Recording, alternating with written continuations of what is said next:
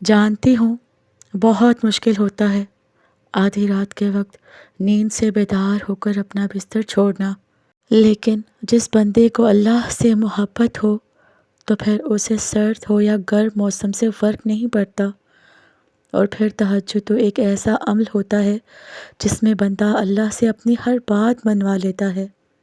تہجد کا وقت ہی وہ ایک اصل موقع ہوتا ہے جس وقت ہم اپنے پیارے اللہ سے باتیں کرتے ہیں، اور آپ سوچ بھی نہیں سکتے اس وقت کتنا سکون ملتا ہے۔ ایسا لگتا ہے جیسے اللہ ہماری باتوں کا جواب دے رہے ہیں۔ اور یاد رکھیں، فجر اور تہجد خاموش نمازیں ہیں، ان میں بہائے گئے آنسو کی پکار صرف اللہ دیکھتا ہے اور سنتا ہے، تبھی تو ان میں مانگی گئی دعائیں اثر رکھتی ہیں، تبھی تو ان کو ادا کرنے کے بعد انسان کا دل سکون سے بھر جاتا ہے کہ بے شک جسے مانگا ہے وہ ضرور دے گا۔ تو پھر سردیوں میں تہجد کی نماز پڑھنے والوں کے لیے قبولیت کی کچھ خاص نشانیاں ہوتی ہیں۔ جانتے ہیں، انسان کا اپنی نیند سے بیدار ہونا ایک بہت مشکل کام ہے۔ دن بھر کی تھکاوٹ کے بعد جب رات کو سکون کی نیند سے سو جاتے ہیں تو پھر اپنے نفس کو قربان کر کے اٹھنا پڑتا ہے، کیونکہ رات کو اٹھنا اور خاص کر سردیوں کی راتوں میں اٹھنا یہ یقیناً بہت مشکل کام ہے۔ لیکن آپ نے کبھی یہ سوچا ہے کہ یہ ہوتا کب ہے؟ یہ تب ہوتا ہے جب آپ کو کوئی بہت بڑی طلب ہو، آپ کو اللہ سے محبت ہو، آپ اللہ سے باتیں کرنا چاہتے ہوں، اور پھر بات بھی کب؟ جب آپ سکون سے نیند سو رہے ہوتے ہیں۔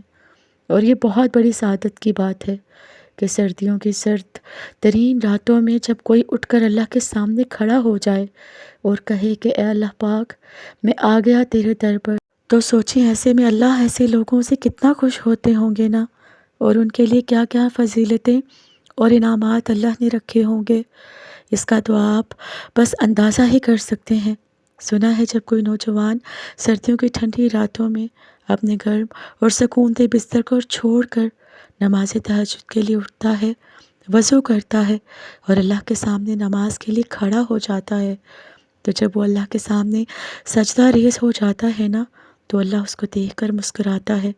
آپ ذرا اس بات کا تصور تو کریے کہ وہ بندہ کیسی عظمت اور شان والا ہوگا جس کو دیکھ کر میرا اللہ پاک مسکراتا ہے، اور پھر اللہ پاک فرشتوں کو گواہ بنا کر کہتے ہیں کہ اے ملائکہ، تم گواہ ہو جاؤ، میرے اس بندے نے مجھ سے رو کر جو مانگا ہے میں نے اس کو عطا کر دیا۔ اب یہاں اگر ہم دیکھیں تو ایک بات یہ بھی سمجھ میں آتی ہے کہ تہجد جہاں ایک مشکل اور محنت طلب نماز ہے، کہیں یہ بات بھی سمجھ میں آ جائے کہ یہ کوئی آسان مرحلہ نہیں ہے۔ ہر کوئی شخص تہجد تک آ جائے، ہر کسی کو یہ سجدہ نصیب نہیں ہوتا، بس جسے اللہ چن لیتا ہے اسے ہی یہ سجدہ نصیب ہوتا ہے۔ تو انسان کو تکبر کی بجائے اللہ کا شکر ادا کرنا چاہیے کہ اللہ نے اسے سجدے کی توفیق دی ہے، کیونکہ سردیوں کی تاک راتوں میں گہری نیند کو قربان کر کے صرف وہی شخص اٹھ سکتا ہے جو یا تو اللہ سے عشق کرتا ہو یا جس کی طلب سچی ہو، یعنی جسے واقعی شدت سے کچھ پانے کی طلب ہو، وہ تہجد کو ضرور اپنائے گا۔ بزرگان دین کہتے ہیں اگر کسی کو واقعی کسی چیز کی کوئی طلب ہے نا، اس کی نیت اس چیز کے لیے سچی ہے اور وہ چاہتا ہے کہ وہ واقعی میں اس کو مل جائے، تو پھر ایسے شخص کو چاہیے کہ وہ تہجد کو لازمی اپنائے۔ تہجد کا یہ وقت بہت قیمتی ہوتا ہے۔ روحانیت کی بلندیوں پر پہنچنے والے بہت سے لوگوں نے اس وقت کو اپنا کر بہت کچھ حاصل کیا ہے۔ جب انسان کی طلب اور نیت سچی ہو تو بندہ کوئی پرواہ نہیں کرتا کہ گرمی ہے یا سردی، اسے تو بس اپنے اللہ کو منانا ہے۔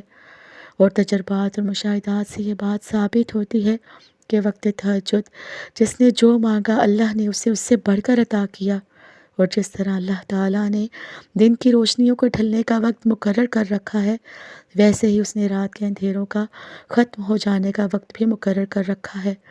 اور سردیوں کی اندھیری راتوں میں تہجد کے طویل سجدوں کے ساتھ رو رو کر اللہ کو اپنا حال دل سنایا کریں۔ ذرا سوچئے کہ تہجد کے سجدے سے فجر کے اندھیرے تک جب ہم سب غم اللہ کے حوالے کر دیتے ہیں تو فجر کی روشنی سے اللہ ہمیں یہ بات سمجھا رہا ہے کہ میرے بندے، میں ایسے ہی آپ کی زندگی کے اندھیروں کو دن کے اجالوں میں بدل دوں گا، جیسے ہی رات کو دن میں بدل دیتا ہوں۔ تہجد کا سجدہ اپنے آپ میں اتنی طاقت رکھتا ہے کہ وقت تہجد میں مانگی جانے والی دعاؤں کی شدت کا مقابلہ کوئی نہیں کر سکتا، یہاں تک کہ نصیب بھی نہیں۔ تو اپنی مانگی ہوئی دعاؤں کی قبولیت پر یقین تو رکھیں، اور اللہ کو تہجد کے سجدے میں مناتے رہیں، اور اپنی زندگی کے اندھیروں کو دن کے اجالوں کی طرح روشنی میں بدل لیں۔ اللہ تعالیٰ آپ کے لیے آسانیاں پیدا کریں گے اور آپ کی تمام دعاؤں کو قبول بھی فرمائیں گے۔ اللہ ہم سب کو نماز تہجد پڑھنے کی توفیق عطا فرمائے۔ یہ بات یاد رکھیں، جو لوگ مایوس ہو جاتے ہیں اور کہتے ہیں کہ اللہ تو ہماری سنتا ہی نہیں، ایسا نہیں ہو سکتا۔ جو لوگ یہ سوچتے ہیں وہ ایک بار نماز تہجد کو اپنا کر تو دیکھیں، اور یاد رکھیں کہ تہجد کی توفیق انہی کو ملتی ہے جنہیں اللہ کو راضی کرنا ہوتا ہے۔ تہجد کے وقت کا سکون صرف وہی سمجھ سکتا ہے جس نے اللہ سے باتیں کی ہوں، جس نے تہجد کی نماز میں بھی دنیا کی محبت نہیں، اللہ کی محبت مانگی ہو۔ تہجد وہ نماز ہوتی ہے جو ہمیں ہمارے پیارے اللہ سے جوڑ دیتی ہے، اور پھر جب بندہ گڑ گڑا کر اپنے اللہ سے دعا کرتا ہے نا، تب اللہ بھی دعاؤں پر کن کہہ دیتا ہے۔ آپ کوشش تو کریں اللہ سے دوستی لگانے کی، اور پھر جس کی دوستی اللہ سے ہو جائے گی نا، یقین مانیے آپ کو لوگوں کی ہمدردی کی ضرورت ہی نہیں پڑے گی، نہ ان کے پیچھے بھاگنا پڑے گا۔ اسی لیے کچھ پانا ہے تو نماز تہجد پڑھیں اور اپنے اللہ سے دوستی کر لیں، کیونکہ سجدہ بندگی ہے، سجدہ عقیدت ہے، سجدہ یقین ہے، سجدہ ہدایت ہے۔ سجدے کے بغیر محبت کا کوئی وجود نہیں۔ اگر سجدہ نہ ہوتا تو نہ جانے ہم اب تک زندہ بھی رہ پاتے یا نہیں۔ چھوٹی سی پریشانی آتی ہے اور ہم سجدے میں گر جاتے ہیں، کیونکہ دل جانتا ہے کہ وہی ایسی جگہ ہے جہاں سننے والا جذبات کا مذاق نہیں بنائے گا، اور وہی وہ واحد جگہ ہے جہاں سے سکون ملے گا۔ سجدہ تو پھر محبوب سے ملاقات کا ذریعہ ہے نا، اور اس محبوب کی محبت کا کیا مقابلہ جو دن میں 5 دفعہ اپنی محبت کی طرف بلاتا ہے۔ اور جب اللہ پاک دل میں اتر جاتا ہے نا، تو تہجد کے وقت آنکھوں میں نیند نہیں اترتی۔ آپ کو لگتا ہے کہ درد کی شدت سے جاگ رہے ہیں، مگر وہ درد تو محض آپ سے ملاقات کا بہانہ ہوتا ہے۔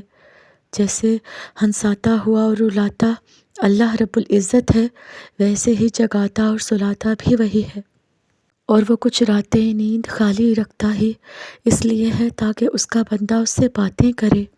جب کوئی اس سے نہیں مانگتا تب وہ چاہتا ہے کہ اس کا بندہ اس سے مانگے، تو آپ اللہ سے مانگیں، پوری شدت سے مانگیں، وہ ضرور دے گا۔ اور یاد رکھیں کہ اللہ تعالیٰ آپ کو تہجد تک لے آیا ہے نا، تو جان لے کہ اس نے آپ کے لیے عشق کو چن لیا ہے، یعنی آپ کے لیے خود کو چن لیا ہے، اور آپ نے ہر فریاد جو کی اللہ پاک سے، اس پر کن کا ارادہ باندھ لیا ہے۔ تہجد کا پہلا غم کا سجدہ ہی آخری غم کا ہوتا ہے، کیونکہ اس کے بعد کوئی غم نہیں ستاتا۔ تہجد پڑھا کریں اور اپنے اللہ سے مانگا کریں، اور سارے معاملات اللہ کے حوالے کر کے بے فکری کی نیند سو جایا کریں۔ پھر دیکھیں کہ اللہ پاک آپ کی دعاؤں کا جواب آپ کو کتنا جلد دیتا ہے۔ Listen, you really want something desperately, pray tahajjud. Make tahajjud a habit and watch how happiness makes its home in you, انشاءاللہ۔ یاد رکھیں، وقت تہجد خاموش آنکھوں سے بہتے آنسو اور اللہ کے سامنے بیٹھے بے بس انسان کی فریادیں کبھی ضائع نہیں ہوتی۔ اور یاد رکھیں، اگر آپ تہجد میں اپنی دعائیں منوانا چاہتا ہیں، اللہ تعالیٰ سے ان دعاؤں پر جلد سے جلد کن کہلوانا چاہتے ہیں، تو آپ تہجد میں سورہ یاسین پڑھ کر دعا مانگا کریں، تو وہ دعا بھی انشاءاللہ قبول ہوگی، کیونکہ ایسے 3 دل ملتے ہیں، رات کا دل، قرآن پاک کا دل اور انسان کا دل، اور پھر 3 دلوں کا ملنا قبولیت کا سبب بنتا ہے۔